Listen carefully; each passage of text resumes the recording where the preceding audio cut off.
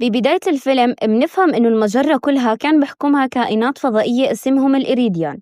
كانوا واصلين لمستوى عالي كثير من التكنولوجيا، بس بعد فترة الإيريديان راحوا وتركوا المجرة وما ضل غير 1% بس من التكنولوجيا تبعتهم.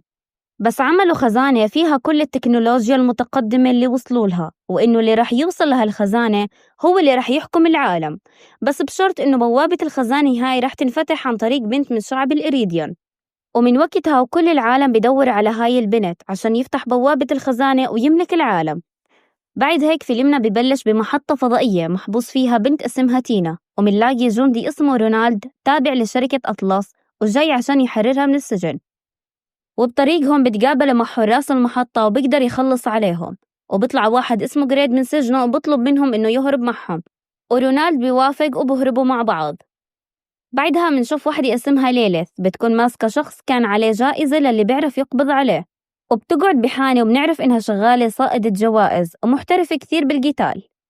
وهي قاعدة بجيها 3 أشخاص وبعرفوها إنهم جايين من طرف شخص مهم كثير وبدو إياها بمهمة، ولما بترفض بيهددوها بالسلاح، بس ليليث بتعرف تخلص عليهم بكل سهولة.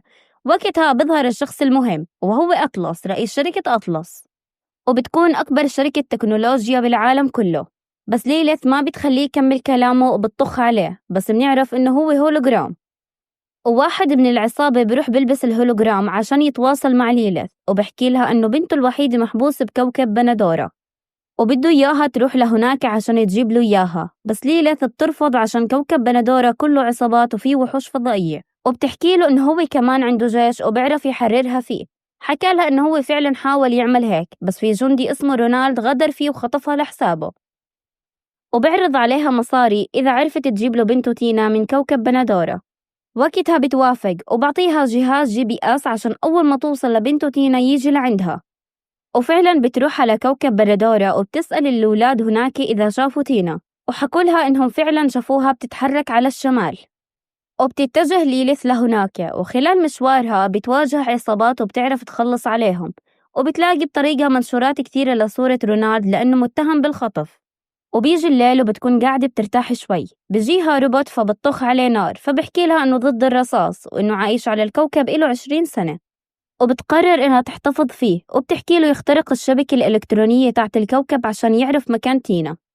وفعلا بيعرف مكانها وبحكي لها عليه.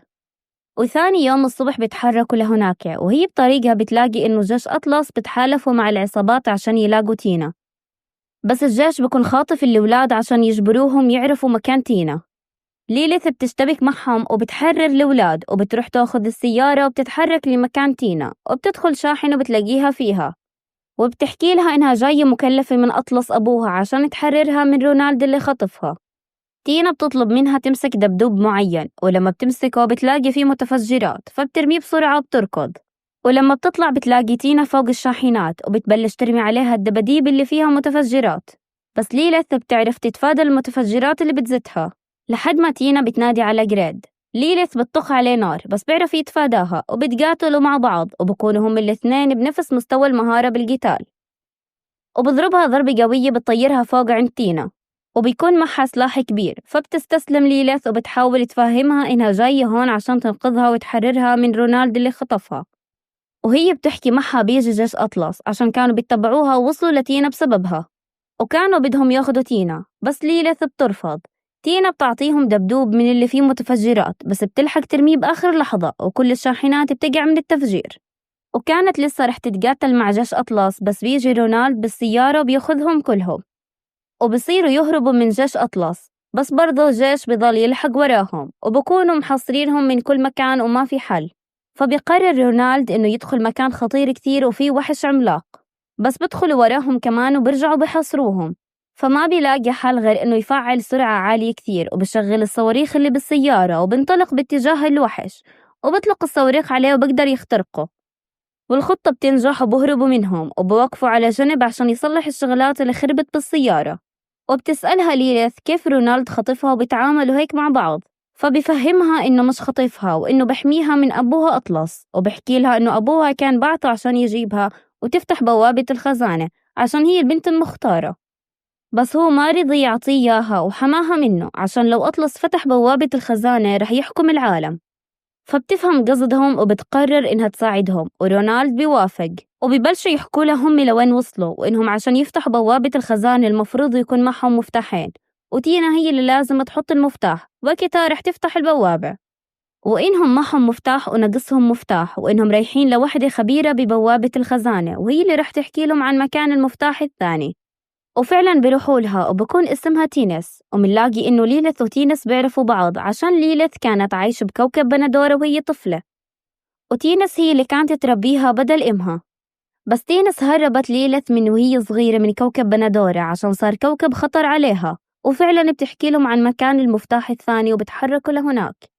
بس المشكلة إنه بكون في مجموعة كبيرة كثيرة من المجرمين، فبيبعث الروبوت كتشويش إلهم عشان يعرفوا يتسللوا ويدخلوا المخزن يدوروا على المفتاح. بس المخزن بيكون كبير وبدهم وقت كثير لبين ما يلاقوا المفتاح. بس بصير إشي غريب لليلث وبتنجذب لمكان معين، وبس تروح عليه بتلاقي المفتاح هناك. وكانوا لسه بدهم يمشوا بس الروبوت كان بيطلع الرصاص من جسمه، فالعصابة عرفوا بوجودهم فراحوا عليهم وبدخلوا بمعركة كبيرة كثير وبكون عددهم كبير. بس بفضل ليلث ورونالد وجريد بيعرفوا يصمدوا لأطول وقت ممكن، وبروحوا على المصعد عشان يطلعوا من المكان. بس المشكلة إنه الأسلاك خربانة ولازم حدا يمسك الأسلاك لحد ما يشغلوه ويمشوا. فرونالد بيضحي بحاله وبوعد تينا إنه رح يجي لهم عند بوابة الخزانة وبمسك الأسلاك عشان يطلعوا هم، وبياخذ دبدوب وبرميه على المجرمين وبقضي على جزء كبير منهم وبيبلش يتقاتل معهم. والمصعد كان ماشي بسرعة عالية كثير وكان رح يخبط بالسقف ويتفجر، بس منلاقي فجأة بوابة زمنية انفتحت وانتقلوا لمكان ثاني. وبيسألوا تينا كيف عملت هيك، فبتحكي لهم إنها ما بتعرف. وتينس بتدمج المفتاحين مع بعض وبتعرف مكان بوابة الخزانة، وقرروا إنهم يروحوا على البوابة الصبح. وبالجانب الثاني منشوف رونالد قدر يقضي عليهم كلهم وبيبلش يتحرك على باقي الفريق. بعد هيك منشوف ليلث وهي واقفة بس بيجيها درون فيه هولوجرام لأطلس، وبكون عرف يوصل لها من جهاز الGPS اللي عطاها إياه، وبحكي لها إنها تسلموا تينا والمفتاح، بس بترفض بعد ما عرفت غرضه من رونالد. بس ببلش يهددها إنه رح يبعث كل جيشه عشان يقتلها هي والفريق، وإنه رح يعطيها المبلغ الكبير اللي اتفقوا عليه وبيختفي. وتينا بتكون سمعت وهو بحكي لها إنه رح يعطيها المبلغ الكبير، فبتحكي لها إنها ما كانت تتوقع إنها تخونها وبترمي عليها قنبلة وبتمشي هي وباقي الفريق. ولما بتصحى بتلاقيهم فعلا مشيوا وبتطلع عشان تلحقهم، وهي بطريقها بتمر على القرية اللي عاشت فيها وهي صغيرة، وبتتذكر شوي من ذكرياتها لما إمها أعطتها لتينس عشان يهربوا من الكوكب، وبتروح على بيتها اللي عاشت فيه. والروبوت لما بدخل بحكي لها إنه البيت ذكره بذكريات مدفونة بذاكرته من سنين، وبعرض رسالة لإمها وهي بتحكي لها إنها مش بنتها وإنها بنت الإيريديان، وإنها هي اللي رح تفتح بوابة الخزانة. وكانت مفهميتها إنه بنتها عشان تحميها من الناس وما حد يعرف إنها بنت الإيريديان، وهربت من كوكب بندورة وهي صغيرة عشان الكوكب صار خطر عليها وعشان ما حدا يستغلها بفتح البوابة. وإنها تينا مش بنت أطلس، إنما أطلس استنسخها من بقايا دم الإيريديان على أمل إنها تعرف تفتح البوابة، فبتركض عشان تلحق تينا والفريق. ومنلاقي إنه تينا والفريق قدروا يوصلوا لبوابة الخزانة، وتينا بتحط المفتاح وبتوقف مكان البوابة، بس البوابة ما بتظهر وما بصير إشي. وقتها أطلس بظهر هو وجيشه وسفينة فيها أحدث سلاح وبهنيهم على وجود المفاتيح والبوابة، بس للأسف تينا مش عارفة تفتحها، فبأمر جنوده إنه يجيبوله تينا على أمل إنه يستنسخ وحدة ثانية من دم الإيريديان تفتح البوابة.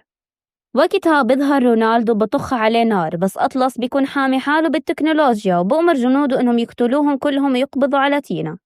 وقتها بتظهر ليلث وبتحكي له إنه ما رح يعرف يعمل إشي، فبتمسخر عليها، بس بتنتقل ببوابة زمنية وبتحكي له إنه هي بنت الإيريديان. تحكي لها أطلس إنها لو فتحت البوابة وأخذته للخزانة رح يتركها هي والفريق بسلام، وفعلا بتوافق وبتاخذ من تينا المفتاح، ومنلاقي ايديها بتتشكل على نفس القوة اللي طالعة من المفتاح وبتروح تحطه وبتوقف بمكان البوابة. وفعلا وقتها البوابة بتتشكل وبتعطي لليلث قوة خارقة للطبيعة، وأطلس بحكي لها أنا رح تدخله للخزانة، بس بتضرب بقوتها اللي اكتسبتها، بس ما بصير له إشي، بس من قوة الضربة بوقع وجنوده بالحقوه. بيهددوها بتينا وبرموها بالبئر، بس وقتها ليلث بتعرف تطلعها مرة ثانية وبتحمل كل بقوتها، وفعلا وقتها ما بيأثر فيهم الضرب ولا الرصاص، وبيبلشوا يتقاتلوا مع جيش أطلس. بس وقتها أطلس بضربها بالسلاح الموجود بالسفينة، وهالإشي بيأثر شوي بقوتها والحماية كمان بتروح عن فريقها كله. بس بتقوم مرة ثانية وبتستجمع كل قوتها وبتفجر المركبة كلها وبتبلش المركبة توقع عليهم فكلهم بركضوا. وبعد هيك منلاقي أطلس وهو ماسك تينا وبيهددها إنه رح يقتلها إذا ما فتحت البوابة، وفعلا بتسمع كلامه وبتفتح البوابة وبتسحبه لجوا. بينتقلوا لمكان مليان بالتكنولوجيا وبفرح عشان بهاي التكنولوجيا رح يقدر يحكم العالم كله. بس ليلث وقتها بتبلش تختفي وتظهر وتشتته وبتعرفوا إنه ما رح يعرف يملك هاي القوة أصلا عشانها سرقت منه جهاز الحماية. وقتها تينا بتضربه بقوة وبتوقعه وليلث بتطلع وحش وببلعه وبقضوا عليه وبيطلعوا من الخزانة. منشوف الفريق بعدها وهم واقفين بشوفوا المدينة بتحتفل إنهم كسبوا بطلة عندها قوة خارقة وكمان معها أسرار التكنولوجيا تحت الإيريديان وإنها رح تعيد النظام التكنولوجي للكوكب.